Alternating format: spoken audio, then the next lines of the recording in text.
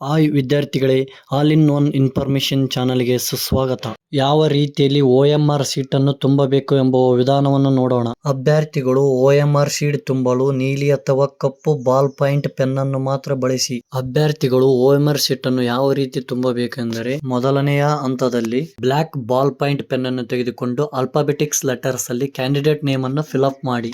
Example ಮುಖಾಂತರ ನೋಡೋಣ. Candidate name ಅನ್ನು ಭರ್ತಿ ಮಾಡುವಾಗ ಕ್ಯಾಪಿಟಲ್ ಲೆಟರ್ಸ್ ಅನ್ನು ಉಪಯೋಗಿಸಬೇಕು.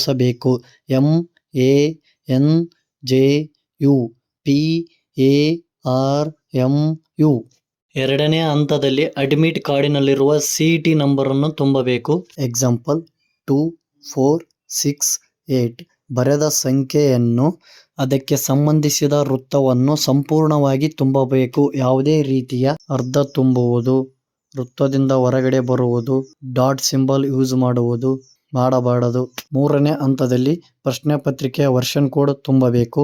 ವರ್ಷನ್ ಕೋಡ್ಗಳು A1, A2, A3, A4 ಇರುತ್ತವೆ. ಎಕ್ಸಾಂಪಲ್, ನಿಮಗೆ A1 ಎಂದು ವರ್ಷನ್ ಕೋಡ್ ಬಂದರೆ ಆ ವರ್ಷನ್ ಕೋಡ್ ಅನ್ನು ಫಿಲ್ ಅಪ್ ಮಾಡಬೇಕು. ನಾಲ್ಕನೇ ಹಂತದಲ್ಲಿ ಪ್ರಶ್ನೆ ಪತ್ರಿಕೆಯ ಕ್ರಮ ಸಂಖ್ಯೆ ತುಂಬುವುದು, question booklet serial number fill up ಮಾಡುವುದು. ಎಕ್ಸಾಂಪಲ್ ನೋಡೋಣ. ಸೀರಿಯಲ್ ನಂಬರ್ 2, 4, 6, 8 ಸಂಖ್ಯೆಗಳನ್ನು ತುಂಬಬೇಕು. ಐದನೇ ಹಂತದಲ್ಲಿ 60 ಕ್ವಶನ್ಸ್ಗೆ 60 ಮಾರ್ಕ್ಸ್ ಇರುತ್ತದೆ. ಎಕ್ಸಾಂಪಲ್ ನೋಡೋಣ.